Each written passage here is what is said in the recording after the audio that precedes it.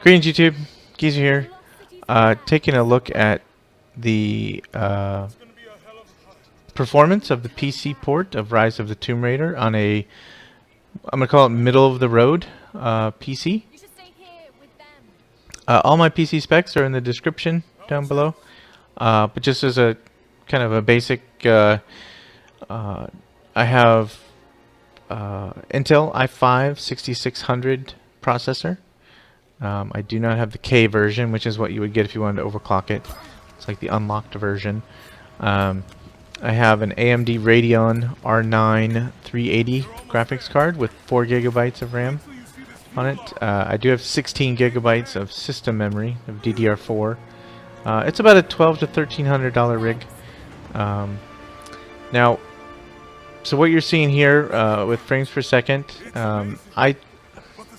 for me, I mean, anything over 30 is fine, to be perfectly honest with you. So I just adjust my my quality settings so that I'm staying above 30. That's kind of like where I, the way that I do that. So, real quickly to show you what my settings are at. Display, 1080p, of course. Anti-aliasing is at the SMAA level, which of course, so there's off. The FXAA, which is crap, does almost nothing. SMAA is considered to be a good balance between better graphics and not too big of a hit on performance. So, and then double buffered on the vertical sync. So whatever. Then graphics, I just went with the high preset, which sets something to high. Texture quality, level of detail. All the other stuff is on. There's nothing that's turned off.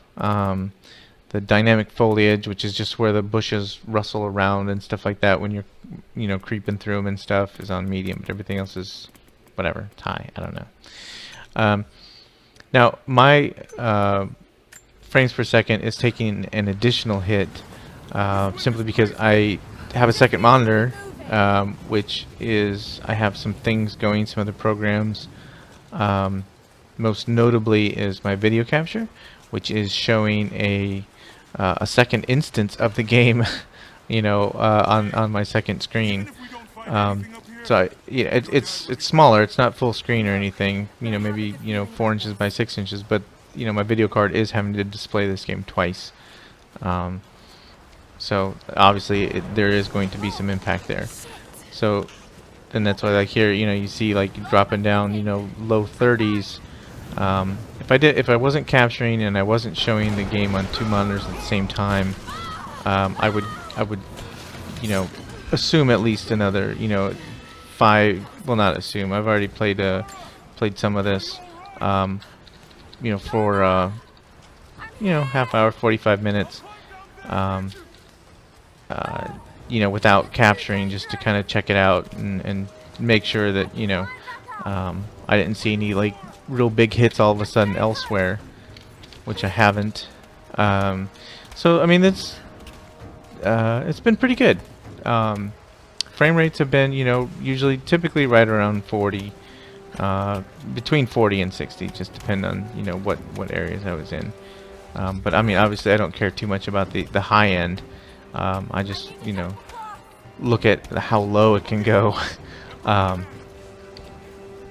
anyhow, it has been very good. Like I said, I don't have a $2,500 computer. And I don't expect it to behave like one. But, I mean, realistically, without looking at the numbers floating around out there, I'd just be playing it and having a good time. Just, like I said, anything above 30...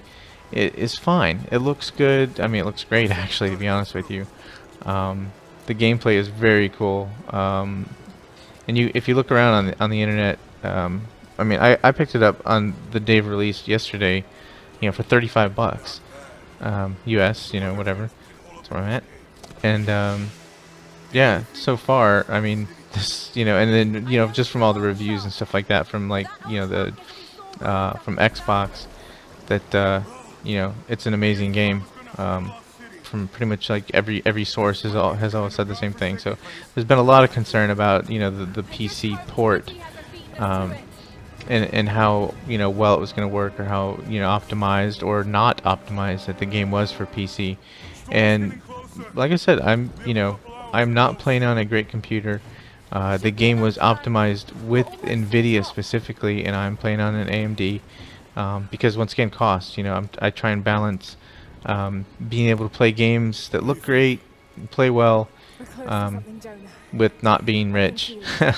You know, so I can't play console because of the damn controllers. It just, ugh, I'm horrible at it. Yeah, no. So, anyhow, everything I've seen so far, the port is very good. You know, and I'm sure it'll only get better. But as far as just performance, like I said, on just a mid-grade computer has been outstanding. Ooh, thought I was gonna miss that. So yeah, don't hesitate to buy it. Even if you don't have a great computer, I mean, you can just turn down the settings. I mean, this is all on high with, like I said, just not, you know, it's certainly not top of the line. But I mean, the way the computers, I mean, you know how it used to be. I mean, years ago, you know, every 3 months, you know, you needed a new computer, pretty much, because I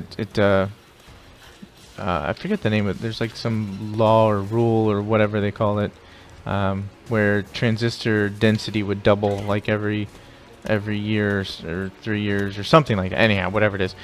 It isn't like that anymore. I mean, you can build a, you know, $1,400 computer today that'll still be a good computer with maybe just a new graphics card 3 years from now.